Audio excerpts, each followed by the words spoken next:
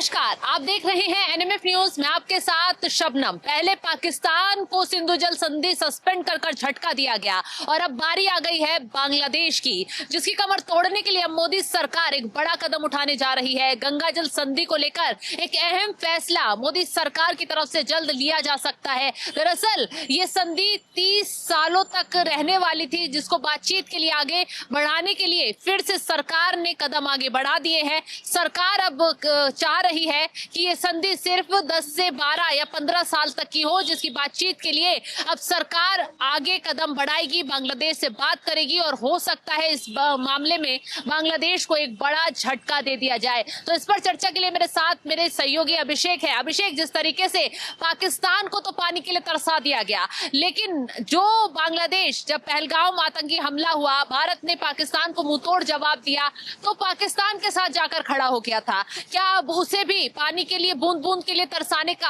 अब मोदी सरकार कदम उठा सकती है? देखिए, जो आपने पहलगाम का जिक्र किया ना शबनम, पहलगाम से पहले ये जो संधि है, देखिए पहले संधि के बारे में आपको बता दूं, ये संधि 12 दिसंबर 1996 में भारत और बांग्लादेश के बीच हुई थी। हाँ। जो गंगा नदी बिहार होते हुए कोलकाता होते हुए जो इधर समुद्र में जाती है, वहाँ एक फरक्का बैराज है। हाँ। उस फरक्का बैराज से दो नदियां आती हैं। एक तो गंगा नदी हिंदुस्तान में आ जाती है कोलकाता की तरफ, और वहां से एक नदी चली जाती है जिसका नाम बांग्लादेश में पद्मा नदी है, वो बांग्लादेश में चली जाती है। देखिए, जो ये पहले पूरा जो पानी था वो भारत इस्तेमाल करता था, भारत में आता था। लेकिन ये जो फरक्का बैराज है वो इसलिए बनाया गया क्योंकि जो कोलकाता का पोर्ट था वहाँ डिसिल्टिंग की समस्या होती थी, कभी पानी ज्यादा हो जाता था, कभी पानी कम हो जाता था, तो फरक्का बैराज बनाया गया। और जब फरक्का बैराज बनाया गया तब फिर बांग्लादेश को भी इसका पानी दिया गया। 30 साल के लिए संधि हुई, तो 2026 में ये संधि पूरी होने वाली है। और पहलगाम का जो आपने जिक्र किया, अच्छा उससे पहले एक मैप जरूर देखिएगा, ये आपका देखना जरूरी है। इस मैप पर आप देखिए, इस मैप में आप देख सकते हैं कि ये फरक्का बैराज है, और फरक्का बैराज से एक तरफ गंगा नदी हिंदुस्तान में आ जाती है और दूसरी तरफ पद्मा नदी चली जाती है बांग्लादेश में। अब ये संधि पूरे होने वाले 2026 में। पहलगाम से पहले इसमें सब कुछ ठीक चल रहा था, और पहलगाम अटैक के बाद शबनम जिस तरीके से साथ दिया पाकिस्तान का बांग्लादेश ने, उसके बाद सोचने पर हम मजबूर हुए कि आखिर ये चल क्या रहा है। और मतलब जिस तरीके से हम अपने पड़ोसियों के साथ एक बड़े भाई की भूमिका में है, उस भूमिका का गलत इस्तेमाल ये लोग कर रहे हैं। उसका जो सबसे पहले डॉक्टर एस जयशंकर जो हमारे विदेश मंत्री हैं, उनका एक बयान आया, उस बयान को आपका समझना जरूरी है। अभी उन्होंने एक इंटरव्यू में कहा कि पड़ोसी देशों के साथ संबंधों में आसान रास्ता हमेशा नहीं मिलता। भारत के साथ काम करने में फायदा है और दूरी बनाने का नुकसान होगा। हालांकि बांग्लादेश का नाम उन्होंने नहीं लिया, लेकिन ये कहा जा रहा है कि ये इशारा इंडस वाटर ट्रीटी के बाद बांग्लादेश की तरफ ही था। देखिए, हम बांग्लादेश को एक बड़े भाई की, मतलब हिंदुस्तान बांग्लादेश के बड़े भाई की भूमिका में था, इसीलिए बराबर का बंटवारा इस पानी के साथ हमने किया गया था। देखिए, संधि में कहा गया था कि अगर ऊपर से फरक्का बैराज में 70,000 क्यूबिक पानी आता है तो उसमें से 35,000 क्यूबिक पानी बांग्लादेश को दे दिया जाएगा और 35,000 क्यूबिक हिंदुस्तान में आ जाएगा।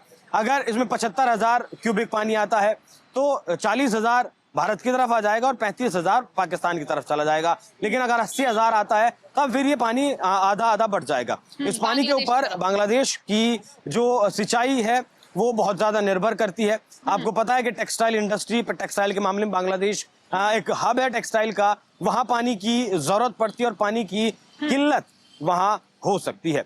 अब हमने क्या एक चीज और समझाइए, जिस तरीके से पाकिस्तान को मारा गया, पाकिस्तान को जवाब दिया गया, सिंधु जल संधि को सस्पेंड किया गया, भारत की वहां की जो कृषि जितना भी क्षेत्र था वो प्रभावित हुआ, काफी लोगों को परेशानी उठानी पड़ी। लेकिन भारत सरकार अगर ये संधि सस्पेंड कर देती है तो बांग्लादेश को कितना नुकसान होगा? क्या बांग्लादेश इस संधि को लेकर भारत के आगे गिड़गिड़ाएगा या कोई और कदम उठाएगा?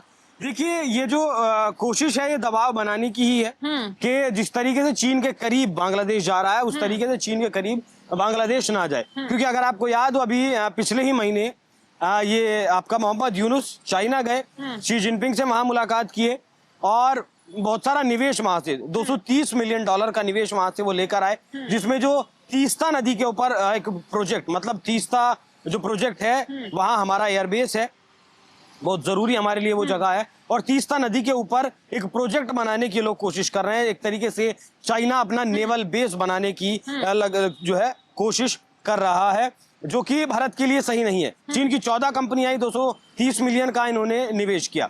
अब ये इस संधि से जिस तरीके से हमने पाकिस्तान की कमर तोड़ी है, पाकिस्तान का अगर मैं आपको एक डाटा बताऊं तो आप शायद जो है उस पर यकीन नहीं करेंगी, क्योंकि पाकिस्तान पर इसका बहुत ज्यादा असर पड़ा है। पाकिस्तान का लगभग 24% जो जीडीपी है वो खेती के ऊपर डिपेंड करता है, और इससे बहुत ज्यादा नुकसान पाकिस्तान को हुआ है। 70 से 80% यहाँ सिंचाई का जो पानी है वो कम हो गया है, और जिससे कि आर्थिक तौर पर पाकिस्तान को हर साल 2 से 3 बिलियन डॉलर का नुकसान होने का अनुमान है। इस पर भी जयशंकर साहब ने कहा था कि आतंकवाद को वैश्विक चुनौती के रूप में देखा जाना चाहिए। यह पाकिस्तान का कड़ा रुख दर्शाता है, जिसे आतंकवाद का समर्थन माना जाता है। अब देखिए, हमने कोशिश तो की है कि बांग्लादेश चीन के करीब ना जाए, लेकिन मुझे ऐसा लगता है कि जिस तरीके से अमेरिका ने यूएस एड बंद किया है बांग्लादेश का, उसके बाद चाइना ही एकमात्र कहें कि बाप बचा है बांग्लादेश का। जिस तरीके से अमेरिका ने बिठा तो दिया मोहम्मद यूनिस को, लेकिन यूएस एड बंद कर दिया। अब निवेश चाहिए। जिस तरीके से शेख हसीना का वहां तख्ता पलट हुआ और वहां का जो टेक्सटाइल इंडस्ट्री था वो पूरी तरीके से कोलैप्स कर गया, बेरोजगारी अपने चरम पर है, महंगाई अपने चरम पर है, तो वहां चाइना से मिलने वाला जो टुकड़े हैं उनकी जरूरत बांग्लादेश को है, और उस वजह से शायद दूरी वो ना बनाए।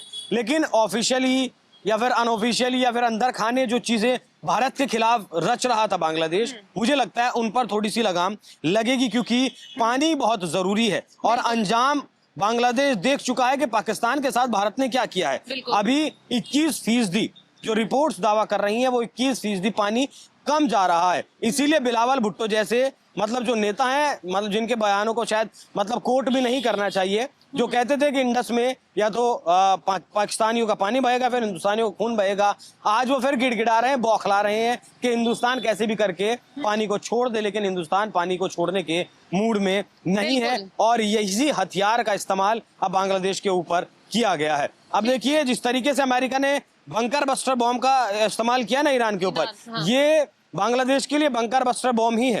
अगर बांग्लादेश नहीं समझता है, हमने उसके लैंड पोर्ट्स भी बंद किए हैं अभी पिछले ही महीने भारत सरकार के द्वारा, क्योंकि नॉर्थ ईस्ट में वो अपना मतलब बिना किसी टैक्स के धड़ल्ले से अपना जो माल था उसे वो डंप कर रहा था। लेकिन जिस तरीके से हमने लैंड पोर्ट्स बंद किए हैं, उससे भी बहुत ज्यादा जो व्यापार है बांग्लादेश का वो बंद हुआ है। और 40% माल की ढुलाई इन लैंड पोर्ट्स के जरिए होती थी, लेकिन वो अब नहीं हो रही है, जो कि अब सी पोर्ट से होकर भेजना पड़ रहा है, जिसमें पैसा भी ज्यादा लग रहा है और वक्त भी ज्यादा लग रहा है। तो बांग्लादेश को अब समझना तो होगा, अगर उसे मतलब अपना अस्तित्व बचाए रखना है। बांग्लादेश को अब समझना होगा, क्योंकि बांग्लादेश पर एक कड़ी मार फिर से मोदी सरकार की तरफ से दी जाने की तैयारी हो रही है। चलिए अब आपको ये भी ग्राफिक्स के जरिए बता देते हैं कि क्या है गंगा जल संधि। भारत सरकार ने एक और अहम गंगा जल संधि पर फिर से बातचीत शुरू की है। ये संधि भारत और बांग्लादेश के बीच दिसंबर 1996 में हस्ताक्षरित हुई थी। इस संधि का मुख्य उद्देश्य फरक्का बैराज के आसपास की नदियों के पानी का साझा उपयोग